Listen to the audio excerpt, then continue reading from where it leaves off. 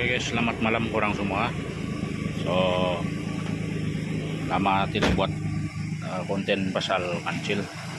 Kalau ada yang bertanya tentang TJS Project PT, so kadang-kadang apa yang penyebab kalau waktu injin sejuk dia susah mau start ataupun RPM dia itu jadi gila. Hari ini saya akan fungsikan lah serba sedikit pasal itu.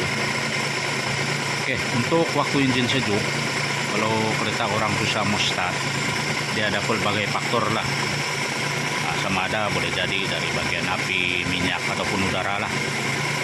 Kadang-kadang benda paling basic kalau kereta orang susah mau hidup waktu injin pagi, bos kurang kena cek yang ini lah, butterfly ini kan, yang ini sewaktu injin panas, semasa injin sejuk butterfly ini mestilah dia tertutup lah, dia mesti tertutup. Dan syaratnya bila dia tertutup, bila orang tekan butterfly ini dia tidak boleh keras lah, terlalu keras. Dia mesti bila orang tekan dia lembut. Dan sebaiknya orang boleh sukat lah dia punya dia punya gap bagi dia lebih kurang dalam 0,60 mm ataupun dia punya bukaan ini ada lebih kurang 20 darjah lah sewaktu injin sejuk ataupun waktu pagi lah, paling sesuai.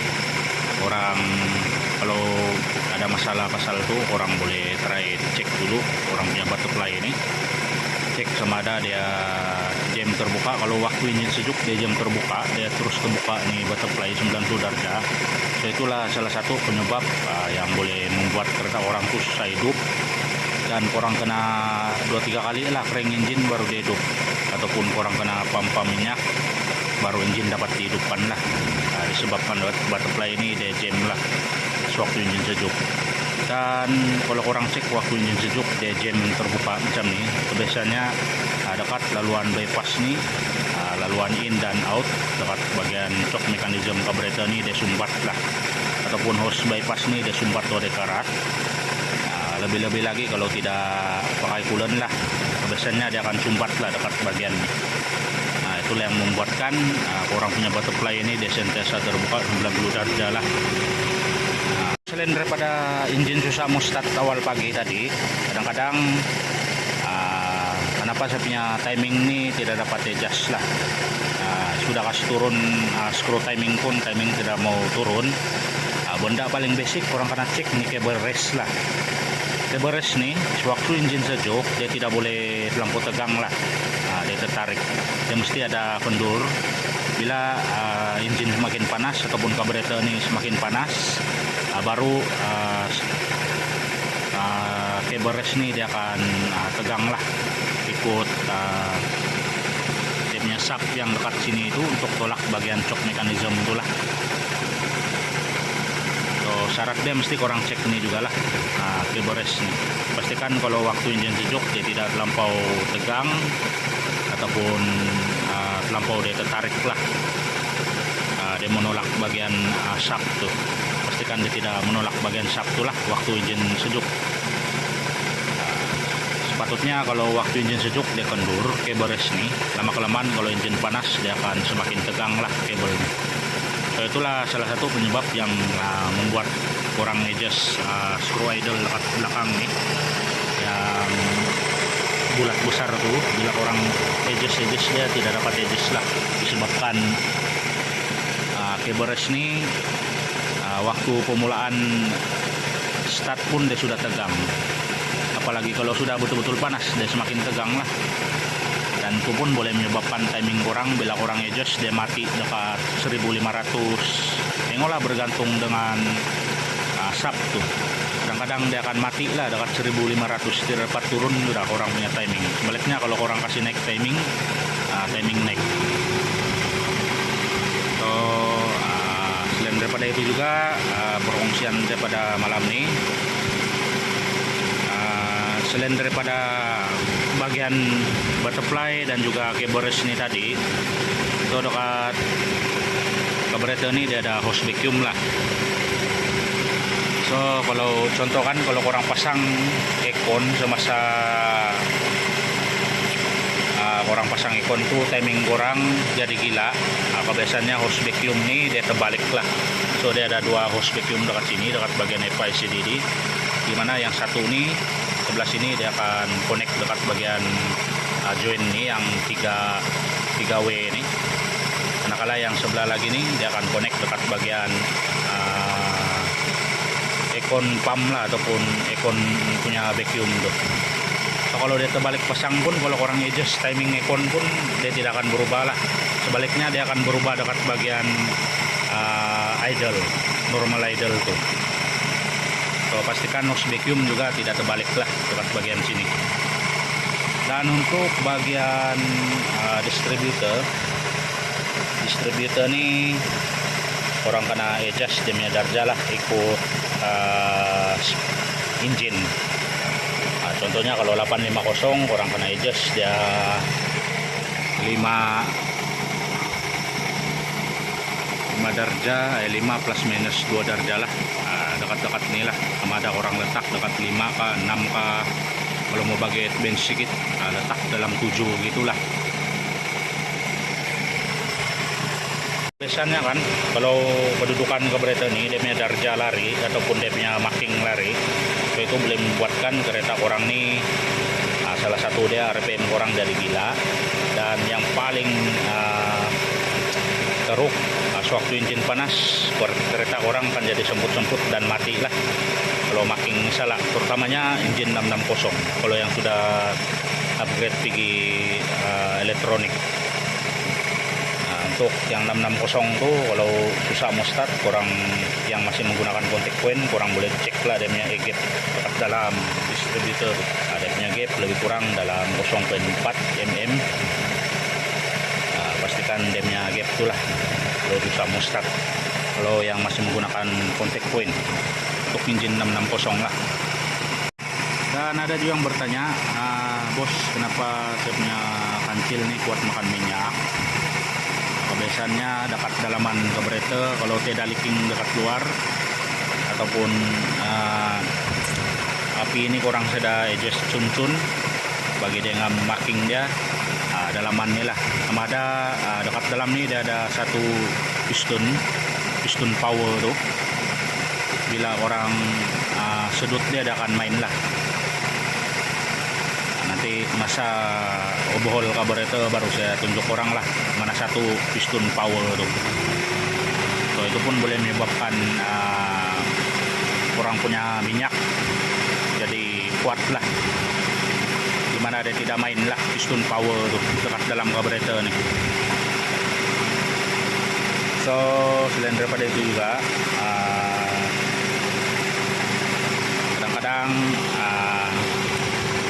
dekat bagian head nih ada valve intake dan juga exhaust, kadang-kadang dia punya clearance pun lari lah, dimana dekat sini ada yang free, ada yang menekan lah dekat bagian bal nih. So untuk bagian bal kalau bagi saya yang paling cun, kalau kita set bal clearance dekat bagian intake kita letak dalam 0.10 mm, manakala dekat bagian exhaust kita letak dia 0.15 mm lah, bergantung lah. Tapi kebiasaannya saya akan letak 0.10 mm dekat bagian intake, manakala dekat bagian exhaust saya akan letak dia 0.15 mm. Penting nih bal clearance nih, sebab kita tidak mau belum sempat minyak masuk bagian bal ini dia sudah tertutup balik, lepas itu dekat sini dia lambat buang. Begitu juga dengan sebaliknya, sini dia terbuka besar, di sini cepat tutup, itu pun boleh menyebabkan power engine tidak lah ataupun tidak pick up. Basic kurang kena cek bal juga clearance. Kalau ada timing yang tidak stabil pun orang boleh cek lah dia punya gap clearance bal nih dekat bagian intake dan juga bagian exhaust. Untuk standard kalau waktu engine sejuk, kalau 850 kita set dia lebih kurang dalam dekat bagian intake kita letak 0.25 mm. dekat bagian exhaust kita letak 0.30 mm lah. Itu sewaktu engine sejuk, engine panas.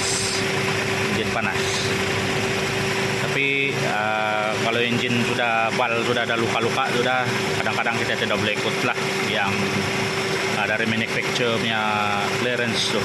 Kadang-kadang kita mau letak juga dia bagi tekan sedikit ataupun dia longgar sedikit lah, bergantung lah kondisi engine.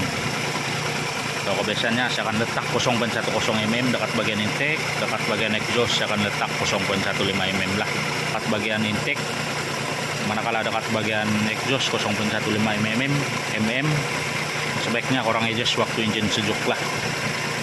Kalau dia masih bunyi lagi, orang boleh kurangkan lah. Tengoklah, kalau dia terlampau tekan, orang boleh letak 0.20 mm dekat intake, manakala dekat bagian exhaust 0.25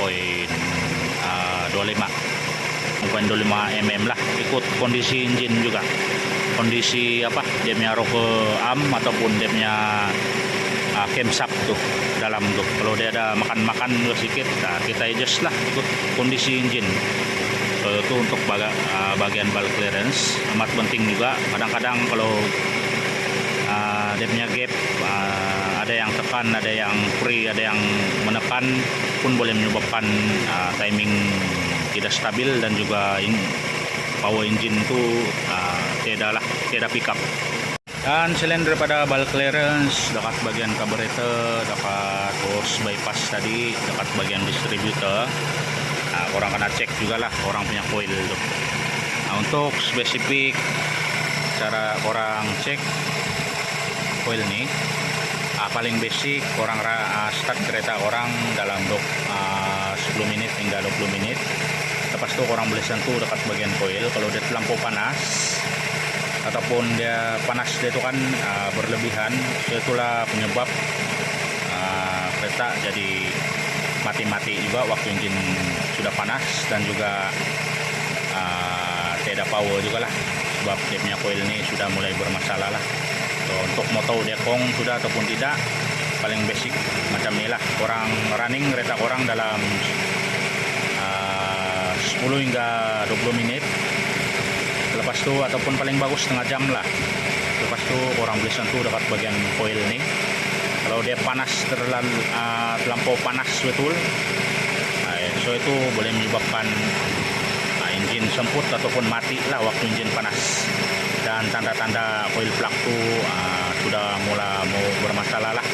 Dan daripada itu juga paling basic orang cabut kabel plug nih dari bagian coil ke distributor cap. Untuk tahu api dia ini masih bagus atau tidak, orang kasih shot atau kabel plug sebelah distributor, orang letaklah dekat sini kah. Lepas itu orang tengok percikan api dia masih cantik atau tidak. Paling bagus dia oranye ke biru-biruan lah, so itu menandakan coil ini masih dalam keadaan baik lah. Begitu juga dekat bagian kabel plug dan juga spark plug. Pastikan kalau spark plug yang masih dalam keadaan baik, dia punya api itu oranye ke biru-biruan lah, so itu menandakan plug itu masih oke. Dan begitu juga dekat bagian coil tadi, kalau dia punya api masih oranye ke biru-biruan, so itu menandakan coil plug itu masih dalam keadaan baik lah. So itu basic lah cara cek. Kalau mau cek yang lebih terperinci atau detail, orang kena guna multimeter lah. Orang boleh cek ohm dekat bagian coil plug tuh.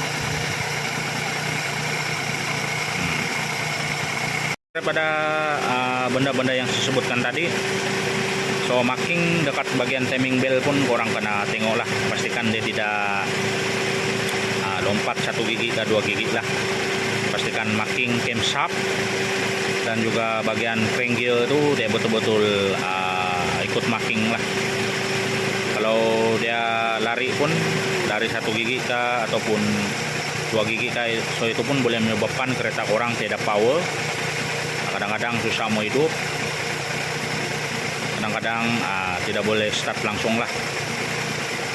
So, kalau dia lari gigi banyak, pom-pom lah, bal dan juga piston akan belagak lah. Benda-benda yang saya sebut tadi yang boleh menjadi faktor yang menyebabkan kereta orang ini tidak dapat hidup ataupun tidak mau hidup. Salah satu dia compression engine lah, dimana compression engine yang bagus dari 125 PSI hingga 175 PSI lah. Pastikan dia punya bar lebih kurang dalam 10 ke 12 bar itulah dia punya compression setiap silinder lah. Dan pastikan setiap silinder nih, kalau contohnya dekat sini dia 150 PSI, pastikan dekat silinder nomor 2 dan 3 pun lebih kurang sama lah.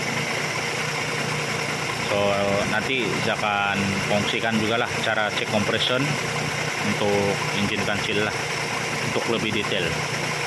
So itu setakat perkongsian basic saja. Kalau langsung sudah orang cek semua sudah oke, bagian carburetor pun sudah servis, marking dekat timing bell pun sudah cek, valve clearance pun sudah buat, dekat bagian distributor pun sudah exhaust dia cuncun ikut marking, dekat coil pun semua komponen pun bagus, tidak ada yang bermasalah. Paling last korang boleh cek compression engine lah. Kemungkinan dalaman engine lah yang bermasalah. Kalau dia bawa daripada 125, memula-mula sudah tuh engine korang ada masalah ataupun mau angkat engine general overhaul kah, tengoklah sudah tuh engine korang tuh bermasalah. Boleh jadi sama ada dekat bagian piston ring, dekat bagian valve, bergantung lah nanti semasa kita angkat engine. Kita cek dekat bagian bal, dekat bagian blok, kita tengoklah mana-mana yang bermasalah. Masa angkat engine baru kita tahulah.